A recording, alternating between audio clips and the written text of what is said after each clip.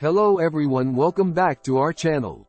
Today I want to talk about how visceral fat affects our health. You may have heard about subcutaneous fat, which is the fat under our skin. But did you know about visceral fat? This type of fat is even more dangerous because it accumulates between organs, like the liver and intestines, and can cause serious health issues. Visceral fat refers to the state where fat is accumulated between organs. What we usually refer to as fat is subcutaneous fat, which is fat that is stored under the skin. This type of fat tends to accumulate around the stomach. While other organs are protected by bones, the stomach doesn't have any bones.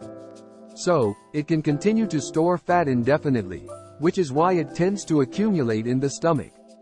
Many people think that this type of fat is simply belly fat. What is commonly referred to as belly fat actually refers to subcutaneous fat. Which fat moves better, visceral fat or subcutaneous fat? People often think that visceral fat does not move well because it is considered unhealthy for our health. However, that is not the case. Visceral fat moves well, which is actually why it causes problems.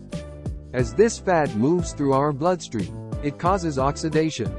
This oxidized fat then accumulates in our blood vessels, leading to various health issues. In severe cases, it can even cause cardiovascular disease, which is why we consider it to be very unhealthy for our health. So, are there ways to reduce this visceral fat? How should we reduce it? Actually, how we manage it is more important. To simplify the causes, visceral fat is closely related to saturated fatty acids. If you eat a lot of meat, you are much more likely to develop visceral fat. Belly fat, or subcutaneous fat, is converted to fat when you consume a lot of carbohydrates. It's true that this fat accumulates and is what we call belly fat. But here's the thing. Visceral fat isn't just a cosmetic concern. It can increase the risk of developing serious health conditions like type 2 diabetes, heart disease, and even some cancers. That's why it's so important to understand the impact of visceral fat on our health and take steps to reduce it. So, make sure you stick around until the end of this video to learn some practical tips on how to reduce your visceral fat and improve your overall health. Don't forget to hit that like button and subscribe to our channel for more informative videos like this one. Have you ever wondered what belly fat really means? Well, you might be surprised to learn that it actually refers to subcutaneous fat, which is the fat stored under our skin. But what about visceral fat? Many people think that it doesn't move well and is unhealthy for us. But the truth is, visceral fat actually moves very well. And that's the problem. As it moves through our bloodstream, it causes oxidation which can lead to serious health issues. The oxidized fat then accumulates in our blood vessels, which can result in various health problems, including cardiovascular disease. That's why we consider visceral fat to be so unhealthy for our health. So, the next time you hear someone talking about belly fat, remember that it's actually referring to subcutaneous fat. And don't forget about the dangers of visceral fat. It might move well, but it can cause serious damage to our health if left unchecked. Are you wondering how to get rid of that pesky visceral fat? Well, the good news is that managing it is more important than just reducing it. And it all comes down to your diet. Visceral fat is closely related to saturated fatty acids, which means if you consume a lot of meat, you're more likely to develop it. On the other hand, belly fat or subcutaneous fat is caused by consuming too many carbohydrates. And let's be real, we all love our carbs. But don't worry, there are ways to manage both types of fat. By reducing your intake of saturated fats and processed meats, and increasing your intake of fruits and vegetables, you can reduce your risk of developing visceral fat. And by consuming complex carbohydrates like whole grains and avoiding simple carbohydrates like sugary drinks and snacks, you can keep your belly fat in check. So, there you have it.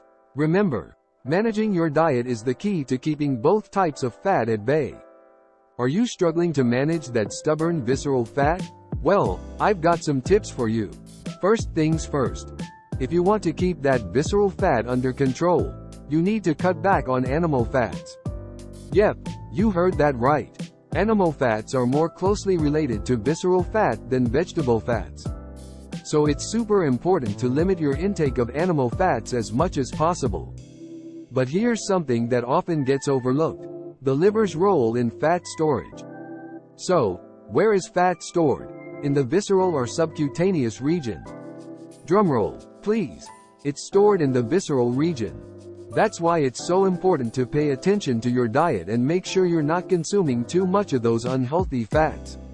Remember, managing and controlling visceral fat starts with your diet.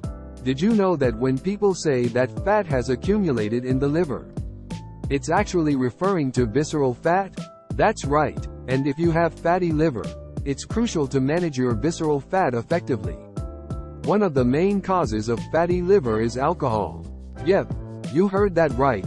Alcohol can really mess with your liver's ability to metabolize fat, leading to the accumulation of fat in the liver. That's why it's super important to abstain from alcohol if you're looking to reduce your visceral fat. So, if you're dealing with a lot of visceral fat or fatty liver, remember to stay away from alcohol. It might be tough, but your liver will thank you in the long run. Did you know that some people can have high visceral fat or even fatty liver, even if they don't drink alcohol at all? It's called non-alcoholic fatty liver disease, or NAFLD for short. And guess what? In these cases, the culprit is often carbohydrates. That's right. Excessive carbohydrate intake can cause those carbs to be converted into neutral fats, which can then accumulate and lead to NAFLD. So, if you're struggling with NAFLD, make sure to pay attention to your carbohydrate intake. Stick to complex carbs like whole grains and avoid simple carbs like sugary drinks and snacks. And don't forget to maintain a healthy, balanced diet overall. Did you know that doctors often prescribe exercise for those with fatty liver or high visceral fat? That's because when you move, fat also moves.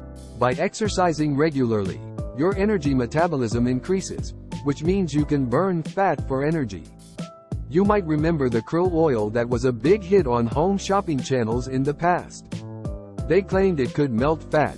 But here's the thing. While it's true that krill oil can help melt fat, we still need to exercise to metabolize it and get rid of it from our bodies.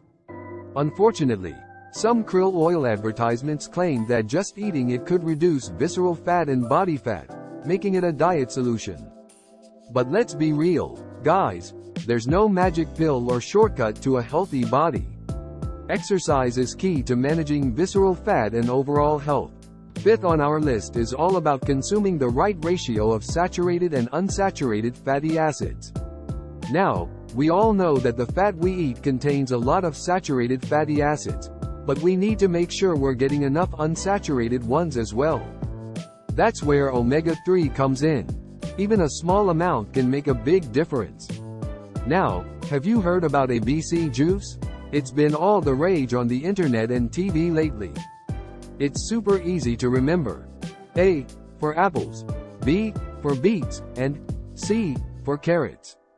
Just blend these 3 fruits and veggies together and drink up that delicious juice. And get this. Studies have shown that drinking ABC juice for just a week can decrease your visceral fat. No wonder it's become such a big deal.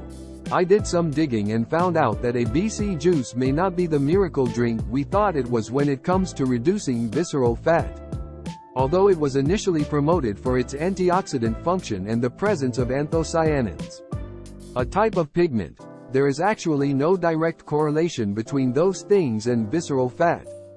In fact, you can enhance your antioxidant function by simply eating a lot of vitamin C, which is not necessarily related to reducing visceral fat. So, before you go chugging down ABC juice, there are some precautions you should keep in mind. While it may have some health benefits, it's not a magic solution for reducing visceral fat. As with any diet or health trend, it's always best to consult with your doctor or nutritionist to make sure it's right for you. First off, ABC juice contains a lot of dietary fiber, which can be tough for people with weak digestion. So, it's better to start with small amounts rather than chugging it all at once. Dietary fiber is great for helping eliminate waste from our bodies. But too much of it can cause some digestive problems, especially for those with weak digestion. Another thing to consider is the way you prepare the juice. The typical recipe involves blending 1 apple, half or 1/3 of a beet, and 1 medium-sized carrot with around 200 milliliters of water. While this might seem easy, it's important to note that the way you prepare the juice can affect its nutrient content. So, be sure to do it right to get the most out of your drink. Remember, while ABC juice might have some health benefits, it's not a one-size-fits-all solution.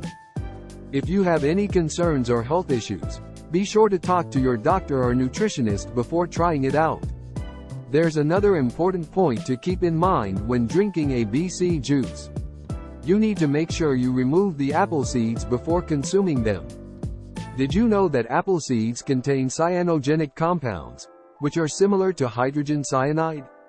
That means if you eat them, you could experience abdominal pain, dizziness, or even headaches. So, make sure you remove those seeds before you drink up. And here's another precaution to keep in mind.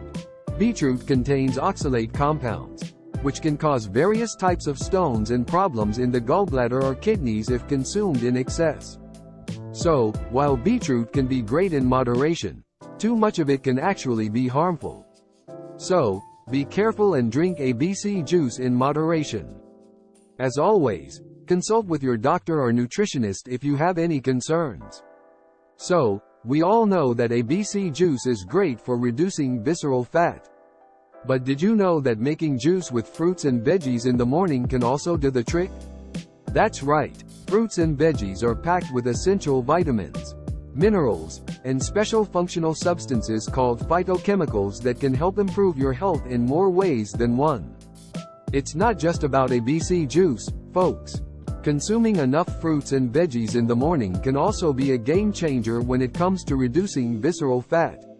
So, be sure to start your day with a nutritious juice that will fuel your body and give you the energy you need to tackle the day ahead.